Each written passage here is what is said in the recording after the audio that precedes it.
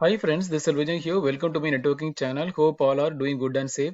And today let us discuss about the second authentication OSPF, that is MD5 authentication. So type 0 is for null authentication, that means no authentication. And type 1 is a clear text or a simple password authentication where the passwords are sent in clear text. Type 2 is an MD5 authentication where the passwords are encrypted using the hashing algorithm, right? So passwords are sent in encrypted format. So what we call it is a cryptographic password. So these are the commands I have to enable on both the R1 and R2 for this MD5 authentication. So before that, let us go to R1 and R2. First, let us enable the routing protocol. Then I'm going to configure the authentication parameter on the interface mode, not on the configuration. I need to configure in the faster than interface, right? So now let us go to the R1 configuration mode, router OSPF 100. So network is 192.168.1.0 followed by 0.0.0.0.25. It is in area 0, right? Similar way, go to R2 and configure the routing protocol. Router OSPF 100. So the network is 192.168.1.0, 0.0.0.25, area 0. So right, so I configured on both R1 and R2. So now let us go ahead and configure the MD5 authentication between R1 and R2. So I have to go to the interface mode of fast Ethernet 0 by 0, right? So let us go here and let us go to the interface mode. Interface fast Ethernet 0 by 0. IP OSPF authentication is message digest. So message digest is nothing but MD5 authentication. So then I have to specify with the message digest key IP OSPF. So this is the command I would configure IP OSPF message digest key 1 MD5. I would configure with the key.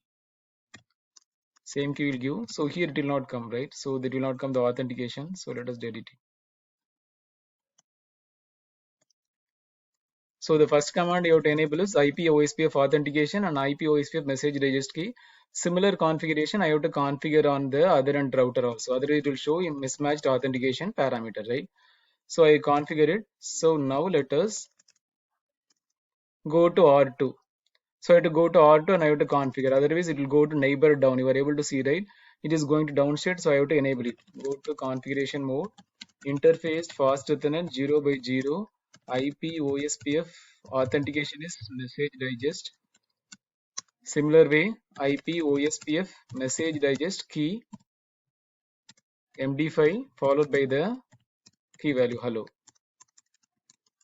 So I already configured the MD5 authentication between R1 and R2, right? So now let us see the interface. Go to R1, let us see the interface. Show IP OSPF interface fast Ethernet 0 by 0.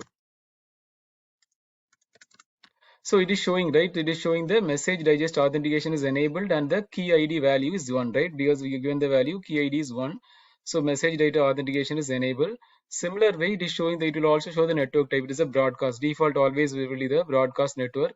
And let us go to R2, show IP OSPF interface faster than 0 by 0.